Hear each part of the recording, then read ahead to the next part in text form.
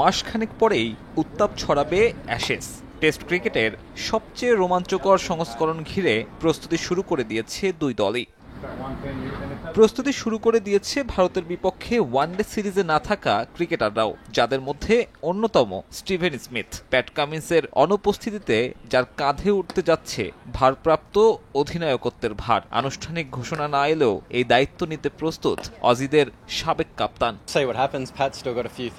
আমি জানি দল কিভাবে চলে, আমরা ভালো অবস্থায় আছি। যদি দায়িত্ব আসে নিতে প্রস্তুত। গুরুত্বপূর্ণ হচ্ছে নেতৃত্বটা আমি আমার মতো করে করা।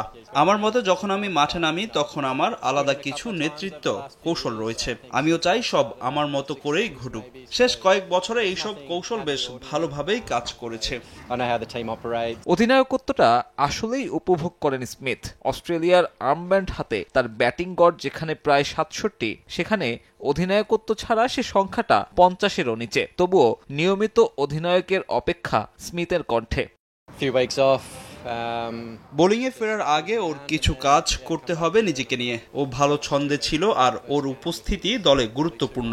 ও এই সিরিজে যতগুলো ম্যাচ খেলতে পারবে ততই ভালো আমাদের দলের জন্য। ইনজুরিতে থাকলেও দলের সঙ্গেই ট্রাভেল করবেন কামিন্স। কবে নাগাদ ফিরতে পারবেন তা নিশ্চিত নয়। তবে পেস ইউনিটে কামিন্সের অভাব নিয়ে চিন্তিত নন স্টিভেন স্মিথ।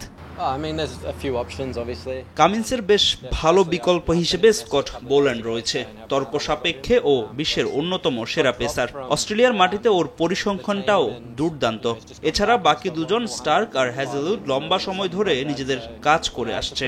তাই মনে হচ্ছে না কামিন্সের না থাকাটা চিন্তার।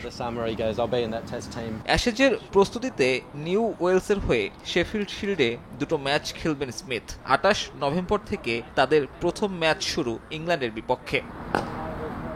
সাব্বির মিথুন, সময় সংবাদ।